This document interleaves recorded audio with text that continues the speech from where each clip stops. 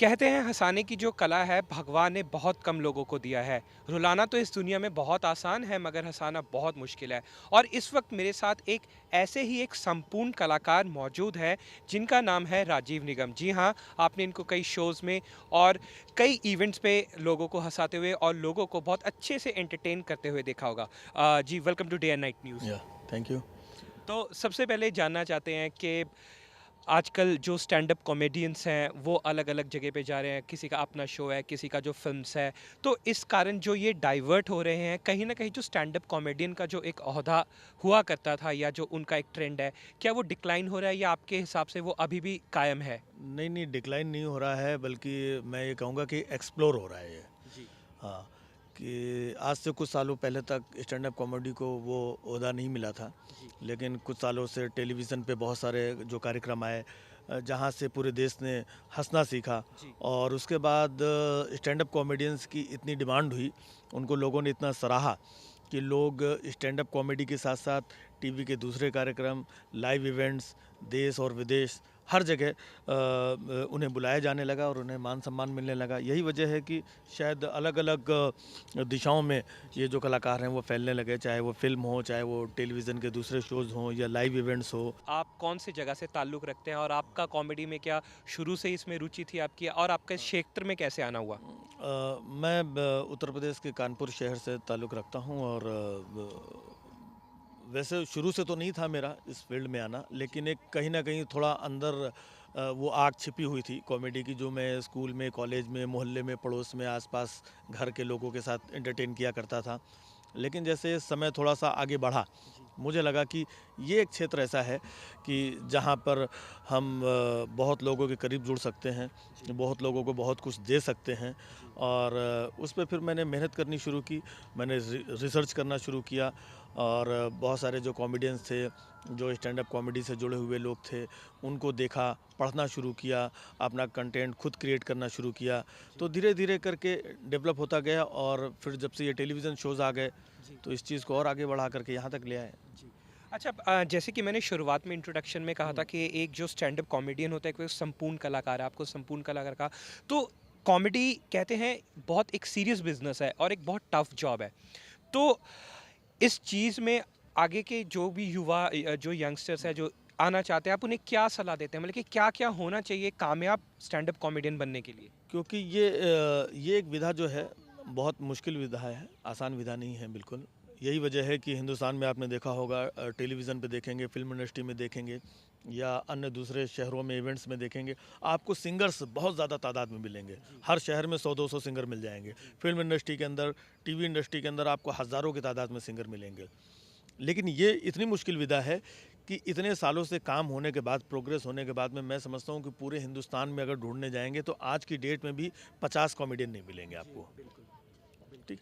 तो ये विधा एकदम धार पे चलने जैसी विधा है, जिसमें आपको अवेयर होना भी ज़रूरी है, जी, आपको सॉफ्ट होना भी ज़रूरी है, आपको सोशल होना भी ज़रूरी है, आपको लोगों के साथ जुड़े रहने की भी ज़रूरत होती है। जी, तो बहुत सारी चीज़ों का जब तालमेल होता है, जी, सोसाइटी को ऑब्ज़र्व करने की ज़रूरत होती है, तो इन सारे तालमेल से वहाँ से कंटेंट निकाल कर के जब हम लोगों तक पहुँचाते हैं, तो लोग उसे पसंद करते हैं।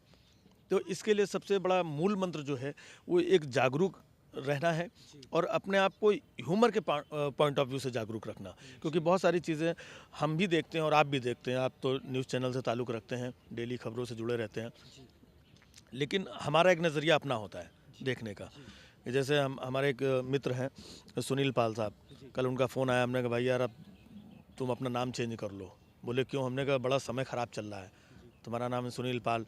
इस साल में देखो पहले तेजपाल अंदर हुआ, फिर हमारी फ़िल्म इंडस्ट्री का राजपाल अंदर हो गया, जी। हैं? अब ये लोकपाल आया, ये कितनों को अंदर कराएगा? तो ये जो बिल्कुल। पाल है बड़ा खतरनाक है ये जी, चीज़ें। तो है चीज़ें, इन सारी चीज़ों से आप भी जुड़े हुए हैं, जी, हमारा जी, नज़रिया जी, है जिसे हम जी, देखते हैं, जी, है ना?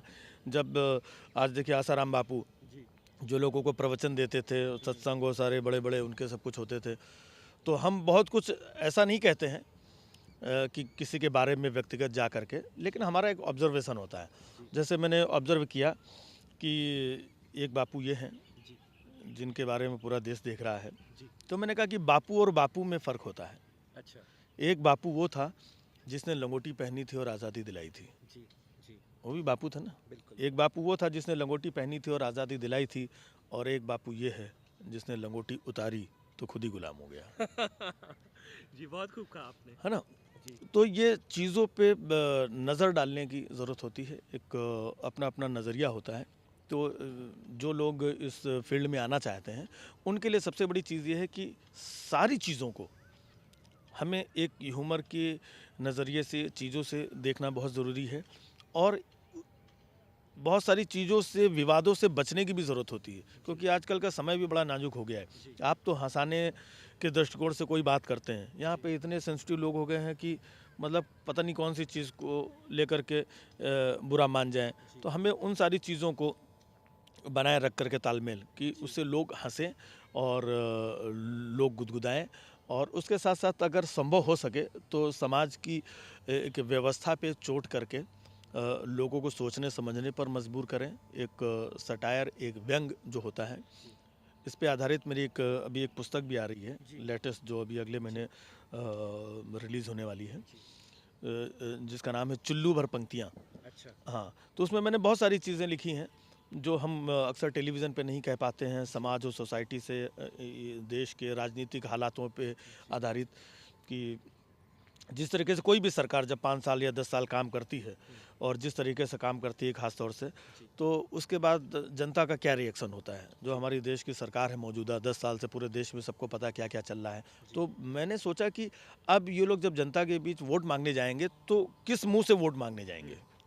इनके पास क्या बचा? महंगाई से लेके, भ्रष्टाचार से लेकर के इतने सारे घपले, घोटाले, इतने सारे जो नेताओं और मिनिस्टर्स के बयान, बहुत सारी 10 सालों में जनता मतलब एक त्रस्त सी हो गई है। अब कोई देखना नहीं चाहता है, जिसका फ़ायदा दूसरी पार्टियों को मिल रहा है। तो फिर भी ये चुनाव में तो उतरेंगे, और किन शब्दों से क्या कह के वोट माँगेंगे, वो मैंने सोचा अच्छा। कि शायद वो ये कहकर इस बार वोट माँगे। शायद वो ये कहकर इस बार वोट माँगे कि अब हम आपका विकास ज़रूर करेंगे, क्योंकि हमारे यहाँ सबका हो चुका है। आजकल हम आपने जैसे कहा कि काफ़ी यंगस्टर्स जो इस क्षेत्र में आना चाहते हैं, किन-किन चीज़ों का ख़्याल रखना चाहिए, देश के संस्कृति का उनको ज्ञान होना चाहिए, आस-पास के माहौल का उनको ज्ञात होना चाहिए। तो अगर हम इस क्षेत्र में स्कोप की बात करें, कितना स्कोप है आगे इस बढ़ने क्षेत्र का? में देखिए, ये एक ऐसा फील्ड है जिसमें स्कोप बहुत है, बहुत ज़्यादा स्कोप है, और लंबे समय तक स्कोप है, क्योंकि हँसी, मैं समझता हूँ कि जब तक जीवन है तब तक हँसी की आवश्यकता पड़ती रहेगी। तो इसका स्कोप तो बहुत विस्तृत है, लेकिन समस्या ये है कि आजकल का जो नवयुवक जो आना चाहता है, वो हँसी और समाज को कुछ देने के दृष्टिकोण से नहीं, क्योंकि एक हँसी एक बहुत बड़ा साधन है जो आप समाज को दे सकते हैं। आप अपनी ज़िम्मेदारी समाज के प्रति निभा सकते हैं। लेकिन आजकल का जो नवयुवक है, या जो लोग अभी भी जो मौजूद हैं, वो सेलिब्रिटी बनने के लिए आते हैं यहाँ पर। वो चाहते हैं कि हमको टेलीविज़न पे या पर्दे पे मुझे एक मौका मिल जाए और मैं छा जाऊँ और लोग मुझे जानने लगें, लोग मेरा ऑटोग्राफ लेने लगें, तो वो हँसी पीछे कहीं छूट जाती है। और एक जो कॉमेडियन होता है, मेरा ये मानना है कि वो कभी सेलिब्रिटी नहीं बन सकता और ना बनना चाहिए। क्योंकि सेलिब्रिटी अक्सर होता है कि वो गाड़ी से उतरा, उसने चश्मे लगाए और अच्छे प्रॉपर ड्रेसअप हुआ, हाय-बाय लोगों को किया, ऑटोग्राफ दिए और निकल गया, है ना? बाकी के लोगों को छोड़ के चला गया। ऐसा नहीं है। जो कॉमेडियन होता है, स्टैंड अप कॉमेडियन होता है, उसको ज़मीन से जुड़े रहने की बहुत ज़रूरत होती है। हमें एक चाय वाले के साथ बैठना, हमें कई बार हमें ज़रूरत पड़े तो लोकल ट्रेन में या मेट्रो ट्रेन में मुझे यात्रा करने की ज़रूरत होती है। मैं रेलवे स्टेशन पे बैठ कर के, या नुक्कड़ पे पान की दुकान पे खड़े होकर के, या एक ऑटो रिक्शे वाले के साथ, तो हम जब इन सब से जुड़े रहते हैं तो यहाँ से बहुत सारी चीज़ें निकलती हैं। और जब हम सेलिब्रिटी बन जाते हैं तो इन सारी चीज़ों से कट जाएँगे, और कट जाएँगे तो फिर उस लेवल का ह्यूमर ना मुझे मिलेगा, ना मैं लोगों को दे पाऊँगा। अच्छा, राजीव जी, आने वाले वक़्त के लिए आपके कोई फ्यूचर प्रोजेक्ट्स, आपके फ़ैन आपको कहीं देख सकते हैं? बहुत सारे प्रोजेक्ट्स हैं। मैं अलग-अलग दिशा में हमेशा काम करता रहता हूँ। मैं लेखन से जुड़ा हुआ था, और मैंने बहुत सारे शोज़ लिखे। आपने सुना होगा जब शेखर सुमन का शो आया करता था, Movers and Shekhars, carry on Shekhar, Pol Khol, तो मैं कई सालों तक लिखता रहा मैं सिर्फ़। उसके बाद जब स्टैंड अप कॉमेडी के शोज़ आए तो मैं टेलीविज़न करने लगा, मैं रेडियो से भी जुड़ा रहा, मैं पत्रकारिता से भी शुरुआती दौर में जुड़ा रहा, और इसके बाद अभी मैं बुक्स लिख रहा हूँ, ये नई चीज़ को एक्सप्लोर कर रहा हूँ, मैं फ़िल्में भी कर रहा हूँ। तो जैसे जैसा जो माध्यम मुझे मिलता है, जिस माध्यम में मैं अपने आप को कंट्रीब्यूट करते हुए देख पाता हूँ मैं, तो उस माध्यम से मैं समाज के लिए कुछ ना कुछ कंट्रीब्यूट करता आया हूँ और करता रहूँगा। मेरे लिए ज़रूरी नहीं है कि मैं सिर्फ टेलीविज़न के माध्यम से या फिल्मों के माध्यम से ही काम करूँ, है ना? अगर एक बुक जिसके अंदर मैं बहुत सारे समाज के हालातों को हास्य और व्यंग्य के माध्यम से लोगों तक पहुंचा सकता, तो उसके माध्यम से भी पहुंचाऊंगा मैं। जी, वाक़ई में आपसे बात करके बहुत अच्छा लगा। आपने हमारे लिए वक़्त निकाला। Thank you so much. Thank you so much, आपने मुझे इस कार्यक्रम में मुझे शामिल किया और मेरी बातें, मेरी सोच लोगों तक पहुंचाई, इसके लिए आपका बहुत बहुत शुक्रिया। Thank you so thank you. Much. तो ये थे हमारे साथ राजीव निगम, जिन्होंने अपने बात में बहुत बातें कह गए। और सोचने वाली बात ये है कि अगर इस कला को सही दृष्टिकोण से परोसा जाए और अगर सही दृष्टिकोण से इस कला को लिया जाए तो देश का भला तो होना ही है, और इन जैसे कलाकारों को भी एक अच्छा मुकाम भी हासिल हो सकता है। और जो भी इनकी मंशा है, जो भी इनके इरादे हैं, वो सही डेडिकेशन के साथ सही सुचारू रूप से लोगों तक पहुंच सकता है। कैमरामैन फिरोज खान के साथ Jaideep Mitra, Day and Night News, Chandigarh. खबरों की दुनिया में आइए, हमारे साथ कहीं भी और कभी भी जुड़िए। हम मिलेंगे फेसबुक पर, हम दिखेंगे यूट्यूब पर, हमें फॉलो कीजिए ट्विटर पर। खबरों के साथ बने रहिए रात दिन।